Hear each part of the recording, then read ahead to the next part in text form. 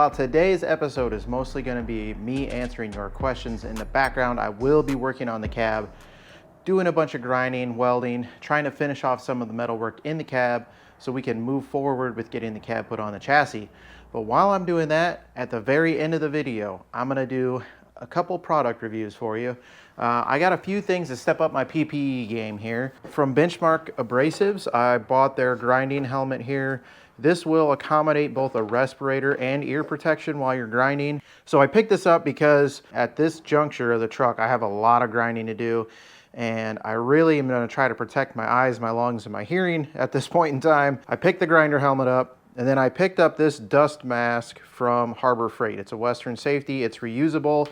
It's a neoprene mask. I have a P100 respirator. It's very uncomfortable to wear in long periods of time. So I'm going to give this a shot. We'll see how it works. It's got a couple charcoal filters in there. You can replace the filters inside of it. We'll see how well it works, see if it's comfortable. The combination of these two hopefully will be comfortable. And this does come with some hearing protection. I'll probably use just my standard earplugs as I'm working. These are not paid advertisements, so I'll give you my honest review after I put some hours in behind the helmet and with the grinding disc. So stick around for that at the very end of this video. All right, guys, thanks for hanging out with me while I'm trying to knock out some work on this truck over here. It's just one of those things. I got so much work to catch up on with the grinding and welding that this is the best way that I could see fit to give you guys something that's entertaining, but also knock out a bunch of work. So enjoy me working in the background while I answer some of your questions. Now, it's only been about 24 hours since the video where I asked you to submit your questions has dropped. It's Saturday about 4:30-ish in the afternoon. I just finished putting in a long day of work on the cab again. We're making awesome progress. I'm really excited to show you guys the video next week because I think maybe we might get the floor painted in this thing, or at least get it primed up. Been doing a lot of grinding and metal prep. I got the last couple little patches done on the floor side. There was a couple of surprises down in that floor brace, but you'll see that next week. So that said, it's only been 24 hours since the video dropped, but I did get a good number of questions. I'm gonna answer these right now. First up, got a question from Sergeant Baxman and from Corey Drivers, kind of the same type of question. And that is, what do I do? What is my day job? What's my educational background? So as most of you know, YouTube is not my full-time job. I'm only doing this on nights and weekends just for fun right now. But my day job is I'm a laboratory manager. So what does that mean? My degree, I got a bachelor's of science in chemistry. I worked for a while as a chemist. I worked as a field service engineer for a company that manufactures laboratory equipment, laboratory instrumentation, I should say, get my verbiage right. So I did that for about 8 years, just traveling the Midwest, working for a company, fixing instrumentation. The lab that I work at now is actually one of my clients. What we specialize in, it's a little bit of a niche industry. When you think about chemistry, you're usually thinking about chemical identification. But in our world, what we're looking at is physical identification. So there's two ways you can identify a product: what it's made of and how it physically looks and is in the world. Mostly what we focus on is particle size and shape and surface area and pore size, and a whole lot of details that you're probably not really all that interested in, but I'll give you one quick example of how it affects your life. So mostly what we focus on at my lab is pharmaceuticals. If you've ever taken any type of eye drop, inside of that eye drop is medication. That medication's in a solid form. And if the particle size of that medication is too large, it will actually scratch your eyeball and damage it worse than what the medication is designed for. We take those products, we test them, we ensure that our clients are manufacturing things to the right specification, and that's what we do on a daily basis. So we see all kinds of stuff across all kinds of industries. It's a really interesting job. My job as a manager is just to make sure that the lab's running smoothly, make sure projects are getting done on time. Where do I live? I'm living just west of Chicago, so I'm in the western suburbs of Chicago. That's probably about all the more I'll go into detail on that, but it's not where I grew up. I grew up east central Illinois in rural farm ground, Illinois. My dad was a carpenter, so a lot of my background with mechanical things started at a very early age. So I had a question, I think Sergeant Baxman also asked, how did I acquire my build skills? Another disclosure, I'm 38 years old. It's been a lifetime accumulation of working on things and wrenching on things, and from a very young age, I showed an interest in wanting to wrench on things. And the best thing that ever could have happened to me was having a grandpa that would throw a pile of nails and a hammer and some blocks of wood out and my dad, who would give me full access to his toolbox, whether he probably liked it or not, but he let me have the run of his shop. And we started with bicycles and worked our ways up to mini bikes and go-karts, and then to ATVs and dirt bikes, and then finally to cars and trucks. And there was always something to work on, always something to wrench on, and I just loved building things. Now, most of my automotive knowledge comes from back when I used to do demolition derbies. I would take the cars down to the bare frame, and in that kind of world, it doesn't matter what the car looks like. So you can strip things apart, rip things apart, but what it gave me an appreciation for is how these cars and trucks are put together. All the while you're learning when you're taking things apart, whether you consciously take that on board or not, you're understanding how cars are put together, what you can do to change them, how resilient cars are. Honestly, you see a lot of scab stuff in the custom car world, but putting cars to the test in the demolition derby realm, I think people think cars are a lot more fragile than what they really truly are. You'd be surprised how much of a beating a car can take and keep running. That's where I really cut my teeth as far as engine building, pulling and swapping engines, transmissions, rear ends, welding. I'm a self-taught welder. I got a buddy, actually one of my buddies that did ask me a question. We'll get to him in a minute. He's a boiler maker, so he's a professional welder. When we were young, and he was just starting out taking welding classes, he gave me a few tips here or there, and other than that, it's just hood time. Sitting behind the welder, pulling the trigger, figuring out what works, what doesn't. So I'm really self-taught in that area, and that's why I like to convey to you guys, like, don't be afraid of failure. Get out there and at least try. You're gonna learn something. If you screw something up, I guarantee you're gonna learn from that process. And the next time you try to do that same thing, you're gonna know what not to do. And that's valuable. I take for granted sometimes that I've built up, a knowledge base, and a lot of people haven't had that opportunity. So, but that's why I like to tell people that, I'm still a beginner at a lot of this stuff, and I want my channel to be a place where there is no judgment. If anything, hopefully I'm encouraging you to work on your projects and to take on things that maybe you wouldn't otherwise. I don't want to get you in too much trouble and have you ruin your vehicle, but at the same time, these are things an everyday guy can do, and that's really the message I want to send home with the channel. So, Sergeant Baxman, thank you for asking that. Ramon Rivas. Ramon is relatively new to the channel, but that guy has gone through and watched every one of my videos and commented on all of them. So I appreciate you, Ramon. He asked me two questions. First up, when are we going to have merchandise for the channel? I'm still a very young growing channel, so I understand that I've got this question a few times, and there are people out there that want to really support the channel, and I really, really, really appreciate that. And really the answer is right now is just, it's still a little too early. I don't want to acquire a bunch of merchandise I can't sell. There are a few other moving pieces I have to put in place first, and I am actively working on those. So I am trying to make this, it is my hobby, but I am trying to formalize it a little bit and treat it like a little side job. So there's a few paperwork things I have to take care of, and I am actively working on getting a website set up. But I will tell you, within the year, definitely within this year, we will have stickers for sale. And I'm probably going to keep it light at the beginning. We'll do maybe stickers and maybe hats to start. We'll see. His second question, what's the next project after this truck? A couple things I want to talk about with the truck. I've talked a lot about what I want to do for the driveline, interior, all this stuff. And all of those plans are still in the works. This truck has become very expensive. And this is something I know a lot of you guys will feel. You get into a project, you're optimistic about it, you want to do everything under the sun, and it starts costing you a lot of money. That's where we're at with this truck right now. What won't sit right with me is not getting the project done in a timely manner because things are expensive and because I want to do them the right way, the way that I want to do it. So there are some changes to the build plan in the short term. And what I mean by that is, maybe you can see off to the right of the camera here, you might be able to see an engine and transmission sitting there. That is not the engine I sent off to the machine shop. I just got my block back this week from the machine shop. Everything looks good there. Everything checked out good. That engine from the machine shop is still on track to be a 445 cubic inch stroker motor. EFI, Holley EFI, TKX 5-speed. We're still going that direction. That build is in progress. I'm accumulating parts for it.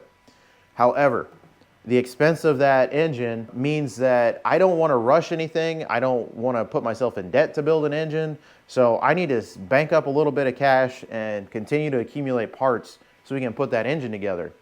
And my vision for that engine is it's going to be put together probably next winter sometime. I want to be driving this truck this summer. That's my goal. Right now, maybe you guys know, maybe you don't, my birthday is July 4th. I'm setting a goal for myself to be driving this truck on my birthday. It is a long shot, okay? But ultimately, if I can drive this truck in July for the rest of the summer, I'm gonna be absolutely thrilled, and that's where that engine comes into play. This is another 360 Ford engine, supposedly running out of the truck. I have no reason not to believe that it is. I scoped all the cylinders. They all look good except for one of them. It has a cracked manifold on it, so could have gotten hot. We'll see. But here's the deal. We're going to do a stock rebuild on this engine. Low buck, low budget, probably, maybe just re-ring. I've got a couple lines out on some 390 cranks where I might try and do a 390 crank swap to show you guys how you can do that on the cheap. Ultimately, this engine to my left, your right here, is going to be a low buck, low budget build, and it's going to be the first engine that goes in this truck. Simply so I can get this thing up and running and drive it around. I'm still going to do the 5-speed swap right up front because I don't want to have to change any of the cross members or the drive shaft length or any of that stuff, right? Hopefully within the next month, I'll have the transmission swap conversion kit ordered. Probably within the next month and a half, we're going to tear into this engine, start getting it rebuilt. I had to scale back on initial interior plans. We are going to repaint the interior. We're going to make the bones of it really nice, but we're going to go back with mostly the stock parts. So the stock analog gauges. This engine to start is going to be carbureted. So very simple wiring harness, very simple gauges, everything simple, simple, simple. Just so I can get this truck on the road and drive it. I'm so excited to actually drive it. That's going to be phase one. Kind of what this truck would have been before I blew it all apart, with the exception of the 5-speed and the QA1 suspension. What that's going to allow for is two things. One, I can take my time and build up the nice parts over time, eventually put us a big engine together and get it thrown into this truck. Same exact block, so everything's going to be bolt, unbolt, and bolt it back on, right? So that'll be our next winter project, is getting that engine up and going and getting it into the truck. It's going to provide a baseline, performance baseline. How does this truck with the QA1 suspension handle with a relatively stock 360 or 390 compared to a 445? I think I've got some killer content ideas planned around that. I hope you guys will enjoy them when they happen. Yeah, so that's going to be phase one. Phase two is going to be probably some interior upgrades, odds and ends like that. Maybe we will get the EFI wired up on this motor, and then we'll do the swap with the other motor. Phase three will be the big motor next winter. This truck, even once it's running and driving, is not going anywhere. It's going to be around for the long haul. This is the one vehicle that will never leave my possession until I die. We're constantly going to be looking at upgrades, changing things, improving things, making it just a better truck all around. So that's the game plan for that. Now the question was, I said all that because the question is, what is the next build? I've got two ideas in mind, and this is where I need your input. So the first idea I have in mind is, you guys have seen the IH truck, the orange one and the green one, Sweet Pea. I really want Sweet Pea to be the next build on this channel, and it's going to be more in the fabrication realm. I want to do as minimal of rust repair on that truck as possible, which seems crazy because there's almost nothing left at the bottom of the cab. But really what I want to do is redo the structural rust repair in the floorboards and the body mounts, but the rest of it, body-wise, just stays the way it looks. I really like the look of that truck. It's rusty, it's crusty. I love it. It tells a story about that truck. But what I really want to do is do a Crown Vic cross member swapped into the front of that truck. So we're updating the front brakes, the front suspension, we're lowering the truck. And then I'd like to build a custom 4-link for the back. So we can potentially airbag it, maybe put it on coilovers to start, and then eventually we'll do a cheap DIY airbag kit. I'll show you guys how to source the parts, how to manufacture the brackets, fab up the brackets that we need for the Crown Vic front end and for the rear of the truck. So that is what I would like the next project to be. And most of that is going to be all budget build, in-house fab type stuff. That's the plan for that truck. I don't want to do too much with the powertrain in it. I want to keep it all international. Maybe we could do a cheap rebuild on the 345 engine that's in there, international engine. But ultimately, really that one's going to be more style over function, whereas the Ford truck is going to be way more functional. The other vehicle that I have half of that I want to build, my dad's got an old C60 grain truck. I believe it's a mid-70s grain truck, so it's not a super desirable cab, but it is still a square body style cab. And what I would really like to do is take the cab off of that truck. He's gonna scrap it otherwise. I'd like to take the cab off of that truck and put it onto an early 2000s diesel manual transmission 1-ton frame. So find us either a Dodge with a Cummins and a 5-speed, or Ford with a 7.3, turbo 7.3 maybe. Find something that's got a junk body on it, strip it down, put the C60 body on it, do a body swap. So we've got a modern driveline with modern brakes, throw a flatbed on the back, and it could be a lumber rig for my dad since he is a contractor, or we could throw a fifth wheel hitch in the back or a gooseneck hitch in the back, and it could be a car hauler.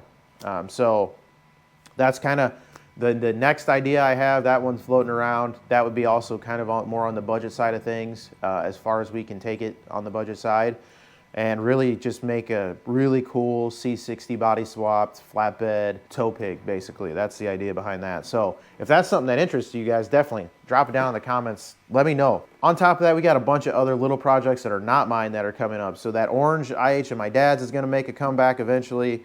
My buddy Jeff, his Charger is going to make a comeback eventually. Also, he's got a super rare Pontiac, and if you follow me on Instagram, you might have seen it already. That car has a very special meaning to me, and I will share that when we have that video, but we're going to do a special video series on that car as well. So if you're a rare Pontiac guy, even if you're not, it's just a cool car that's not really well known or common knowledge that it even exists. So definitely be looking for that in the future as well. So my buddy Jeff, who you guys have seen on the channel, he came in with a couple questions specifically about welding. He's asking some questions about equipment and tips for beginners. I'll preface this with saying I'm an amateur welder, I'm self-taught, so take all of my tips with a grain of salt, but I'll tell you the tips that kind of helped me get to a place where I was making better welds. So first off, with equipment, I'm really going to focus on MIG welding here because that's more likely what the beginner is going to be doing. I would say there's a ton of welders on the market. Just think about the longevity of the machine that you're going to be using. Like, are you going to be using it as a beginning welder for a couple years? If that's the case, maybe buy a cheap one. You can get welders around 200, 300 bucks nowadays on Amazon or at Harbor Freight. But what I would say is if you are going to spend up and look for something that's going to take you a little bit further into the future, consider if the instrument is serviceable, if the company you're buying from is reputable, and if you're able to get replacement parts if they don't have a service center. So I would keep those things in mind. I went with a Hobart welder when I bought my MIG welder because essentially it's just like a slightly lower quality Miller.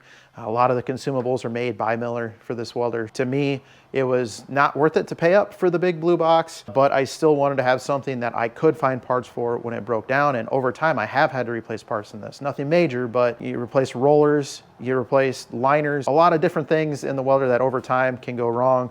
So you want to be able to have a serviceable unit. I also would consider the type of welding that you want to do. If you're intending to do any type of fabrication, make sure if it's a MIG welder, it can handle solid core and a shielding gas. There are flux core only welders. Those are really like maintenance welders for guys in maintenance departments that just got to quick stick something back together that's broken. I wouldn't personally suggest that. I would make sure you can get something that's got shielding gas. Also, multi-voltage is probably a nice feature to have in case you ever upgrade your garage to 220 volts, you can do heavier metal. Or if you need your welder to be portable and you're not sure where you're going to be able to plug it in, you want to have that option to have 110 volt plug-in, plug it into a standard outlet and run the welder. Additional equipment you're going to need up front is going to be a welding mask. I would recommend an auto darkening welding mask for the beginner. And I would say don't buy the cheapest one on the market. They're cheap for a reason. Usually the plastic's cheap, they break easily. They have slow startup speeds on the auto darkening feature. Your eyesight's not something to play around with, so I at least get a mid-grade auto darkening helmet. Also, you're gonna need a good pair of gloves, and probably you're gonna want some type of leather sleeves or a welding jacket to get started. As far as tips go, I'll give you just a couple brief tips. Again, I would say start with shielding gas. Personally, start with solid core and shielding gas. I think it's the easiest way to go. Flex core is fine, it works just fine, but I personally find that shielding gas and solid core is easier to weld with. It's easier to get a better looking weld with, so I would suggest starting there. Every welder that you buy nowadays, either in the owner's manual or under the side cover, is going to have some general settings for you to get started. It's going to have some information about the size of metal that you're working with, the type of metal, and the type of process and gas you're using. So use these as general settings to get your welder initially set up, but don't treat it like the Bible. Don't be afraid to adjust the settings up and down. Play with the settings. If you're burning through metal, turn the amperage down. If you're getting a lot of spattering and popping, maybe try adjusting the wire speed in and out to see what adjusting the speed does. As a beginner, don't be afraid to play around. I would also say, don't just jump right into welding the part that you're gonna be welding on that you want to look nice. I would find scrap of the exact same size that you're trying to weld, dial in your settings on that scrap, and then go to welding the piece up that you want to look nice. It's gonna give you a better result in the end, and you're gonna be more fulfilled and more happy, and you're gonna want to weld more with better success. So that would be my suggestion as far as that goes. And lastly, there just is no replacement for experience. So the best thing you can do is practice. Get some scrap metal. If you know about the size of stuff you're gonna be working with, just practice on that. Every chance you get, if you got an hour to kill in the garage, go sit at a weld table, sit at your table, sit on the floor, and try and weld some pieces together. The only way you're going to experience what's right, what's wrong, what feels good, what doesn't feel good is with experience. So definitely spend some time practicing before you're trying to weld up your frame or whatever else you're going to be welding up, and just get that experience. If you fail on some scrap metal, it's no big deal. You start over, grab another piece of scrap and get right back after it. Figure out what went wrong and how to make it right, and over time you're going to build up that knowledge base, and you're going to know what feels right when you're welding. That would be kind of the general tips that I would provide for someone who is just getting started. Jeff, thanks for asking the question. Thanks for your support. I really appreciate it. So moving on, Eddie Finch, another regular watcher. Appreciate you, Eddie. He asked about prefabbed cab mounts. If I have prefabbed cab mounts for the truck, I probably could have just outright answered that in the comments, but I figured I'd just share with you. I've got them right here. The plan initially was for me to mount these up in the next video that you're gonna see. However, I came to the realization that there's nothing on these mounts that locates them on the firewall. And I could take a stab at it, but then I'd end up having to redo them when I've got the chassis back here. So in roughly 2 weeks, the chassis will be in the shop. When the chassis is back, the first thing we're gonna do, we're gonna line the cab up on the chassis with the back cab mounts. We are then going to locate where these need to be, and we'll get these tacked into place. We'll pull the cab, we'll get these welded fully into place, and then we'll drop the cab back down onto the chassis. So that'll be coming up within the next probably 3 weeks or so, I would say, from the day you're watching this video. Thanks again, Eddie, for watching. I appreciate your support of the channel. You've been a longtime follower of the channel, pretty much since it started, so I appreciate you. Next up, another regular guy here, David, Blue Jean F150. Asked me 2 questions. One, if I made a decision on the heater and the AC. Yes, phase 1 of the truck, no heat, no AC. So I am going to close off the firewall, probably do a custom firewall panel in there. And phase 1 of the truck's gonna be really simple, really raw. I'm not driving this truck in winter anyways, so we're gonna have the 255 AC system, 2 windows down, 55 mile an hour. That's the plan. Somewhere in phase 2 or phase 3, we are gonna be going with the Vintage Air AC and heat system. And I am gonna do my best to make that a fully custom install, not go through the firewall. I'm gonna try and hide as much as I can in the fender wells. So we're gonna look at trying to put all of the heater hoses and all that stuff through the fender wells and then coming through the cowl under the dash. So that's the plan, that's the general idea. I wanna hide as much wiring and heater hoses and fuel lines and brake lines, and basically I wanna hide everything that I can, make the engine make the engine bay as clean as possible, make it really straightforward, clean, that is the ultimate plan. David also asked me about my favorite tools that I've not necessarily shown or talked about on the channel. I set this out because I did talk about it in this video, or probably it'll be at the end of this video. I give a little review on this Benchmark Abrasives grinding hood. This thing, I've been using it the last week, has rapidly become a huge, huge favorite of mine. I should have bought one of these years ago, not just for keeping the stuff out of your eyes and out of your face, but man, I've been using that and this dust mask I'm gonna review, and I can already tell a difference. Like at the end of the night, I don't feel like crap. I'm not blowing out metal dust out of my nose. You're not tasting the metal all night. So from a health standpoint, I should have bought one of these years ago. And this thing is so darn comfortable to me that I forget I have it on a lot. So, man, this is rapidly, like, it's not necessarily a tool like you would think of a tool, but this is rapidly becoming one of my favorite pieces of equipment that I use.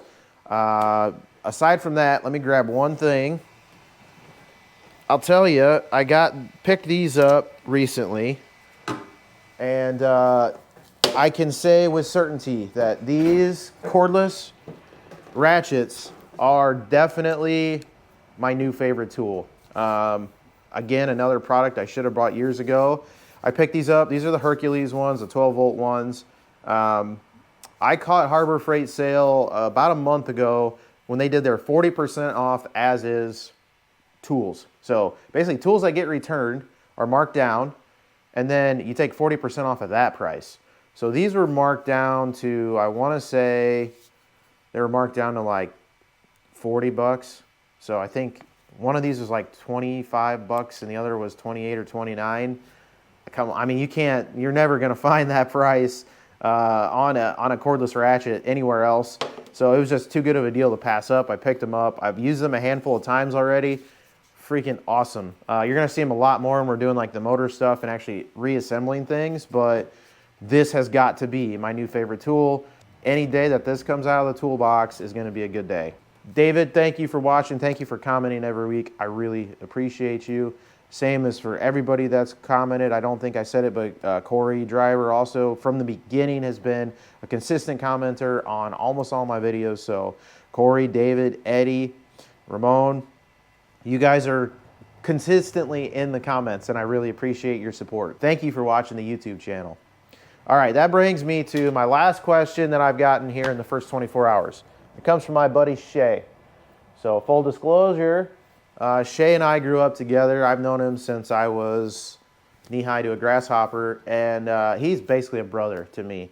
So I would say best friend, but he's more like a brother in every sense of the word. I just got to spend some time ice fishing with Shay, and he also, I know he watches every week. He tells me he watches every week, and I really appreciate that. He asked me if I could have back any motorized vehicle that I have gotten rid of or sold over time, what would I like to have back? And I feel like he's setting me up with this because Shay knows, Shay and I go so far back.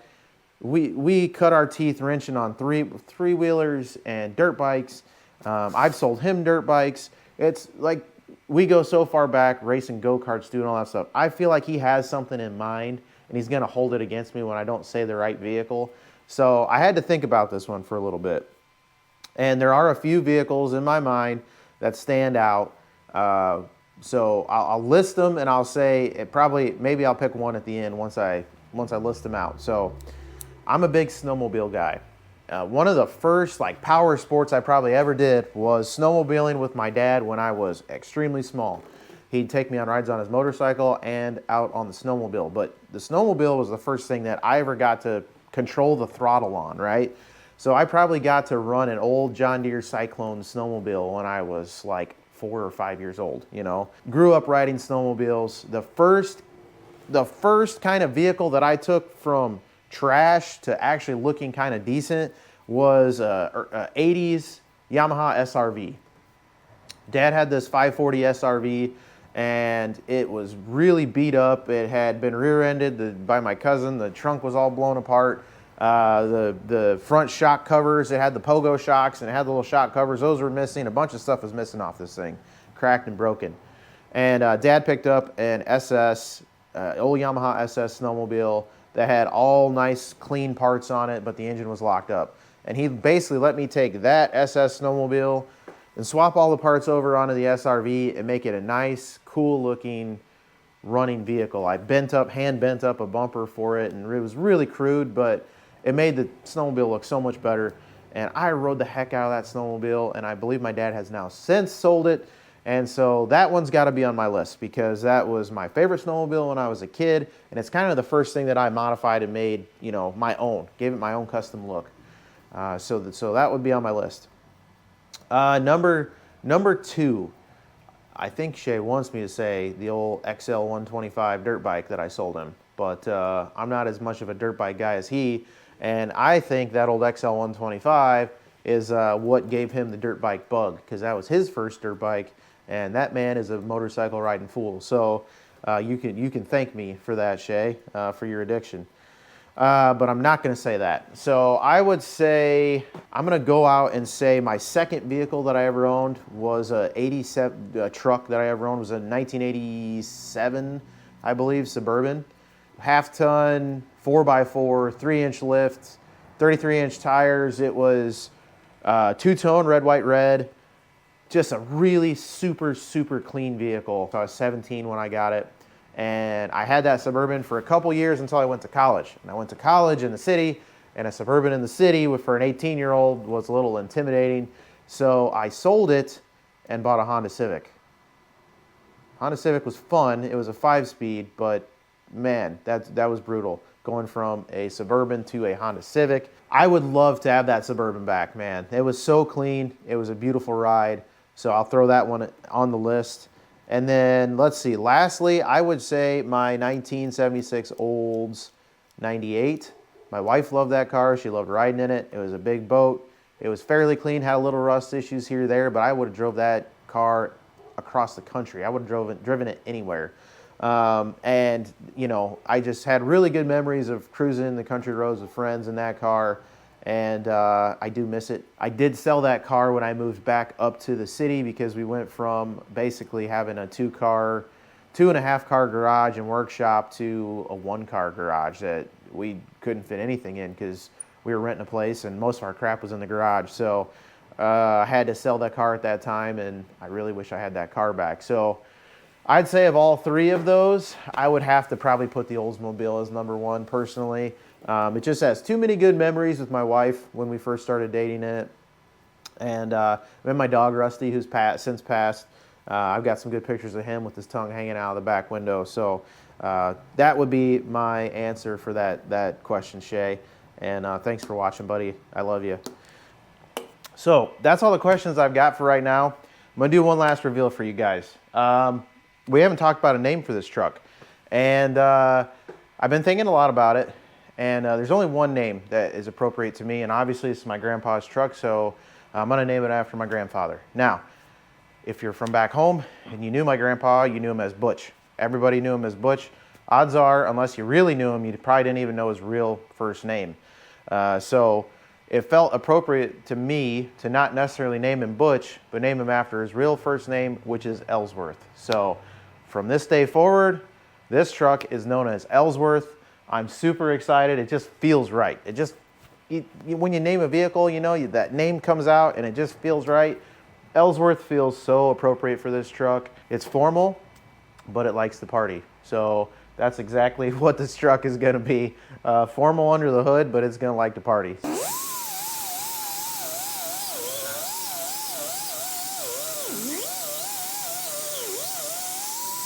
So as promised, I just want to give you a quick review of the Benchmark Abrasives grinding hood and this dust mask I picked up from Harbor Freight. Now I've only been using these for a few hours grinding on the truck here, so as far as longevity, I'm not going to be able to answer that. But just first impressions, this Benchmark Abrasives grinding mask is fantastic.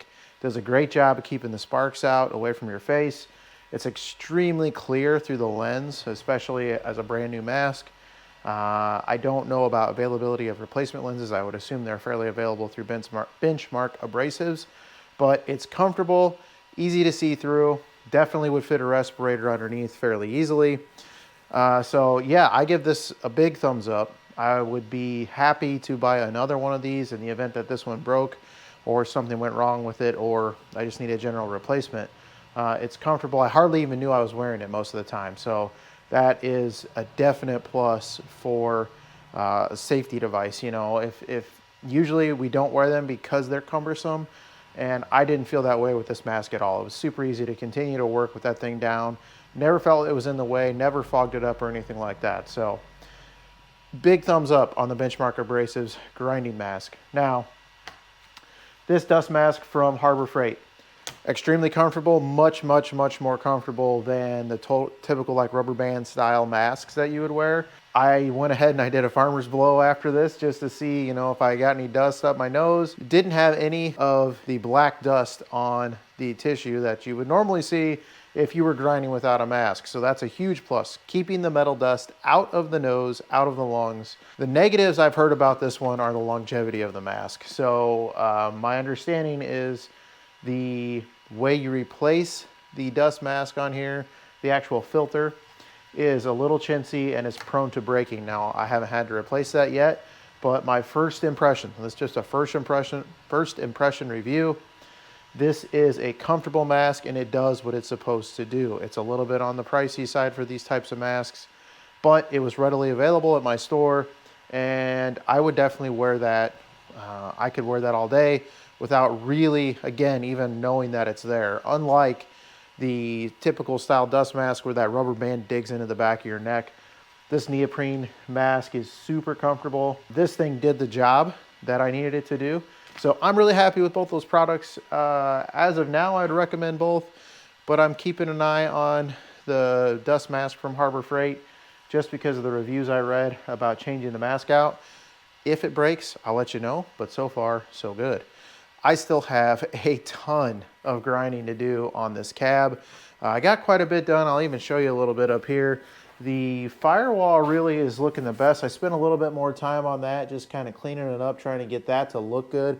There's going to be some body working to do here, some holes still to fill, things like that. But as far as the initial welds through here, got all that smoothed out, looking really good. I'm really happy with the way that turned out. Around on the inside, I'm just kind of jumping around a little bit, but I'm not going to go too nuts on the floor pan. We're going to knock those down as best I can. Same kind of throughout the floor here. We're not going to go crazy. This is all going to get covered up.